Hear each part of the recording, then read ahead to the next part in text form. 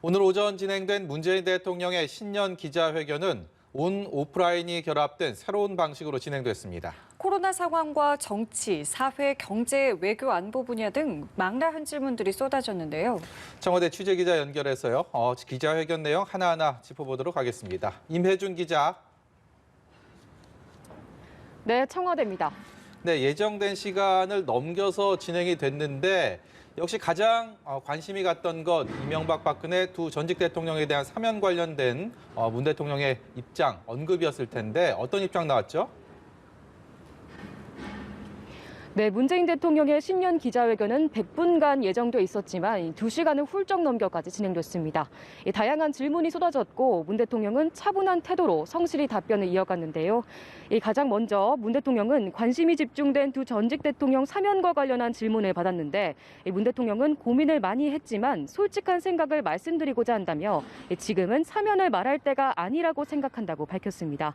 문 대통령은 법원 선고가 끝나자마자 사면을 말하는 것은 사면권이 대통령에게 있다 해도 그럴 권리는 없다고 생각한다고 말했는데요.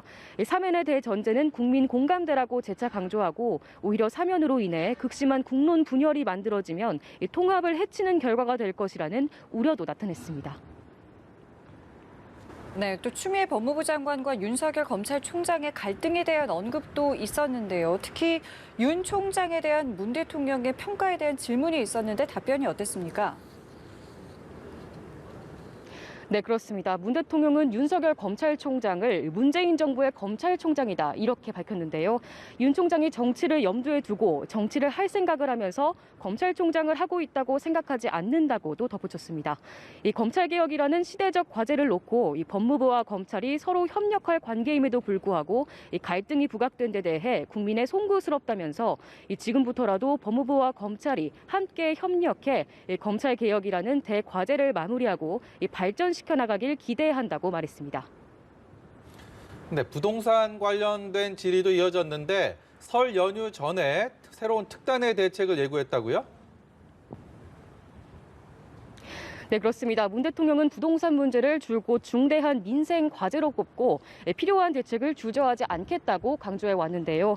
문 대통령은 정부의 기존 투기를 억제하는 기조는 그대로 유지하면서 부동산 공급에 있어 특단의 대책을 마련하고자 한다고 말했습니다.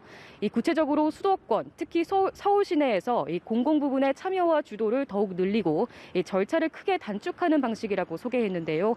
주택 수요가 예측할 수 없을 정도로 늘어났기 때문에 그 수요에 대응할 수 있는 긴급 공급 대책이 필요하다고 판단했다며 이를 위해 기존 절차를 모두 뛰어넘는 획기적이고 창의적인 특별 대책을 설 연휴 이전 내놓을 것이라고 예고했습니다.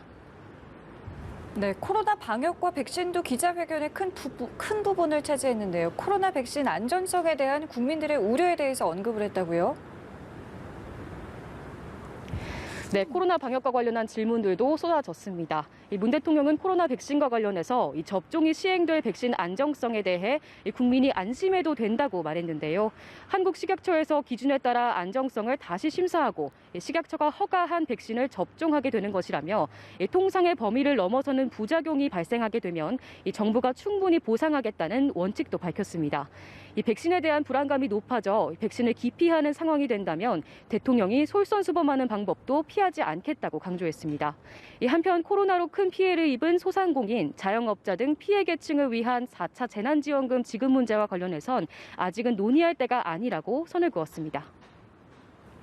네, 임혜준 기자, 남북 관계 등 외교 안보 분야에서는 어떤 얘기들이 주로 오갔습니까? 네, 남북 관계 관련해선 특히 외신 기자들의 집중적인 질의가 있었습니다.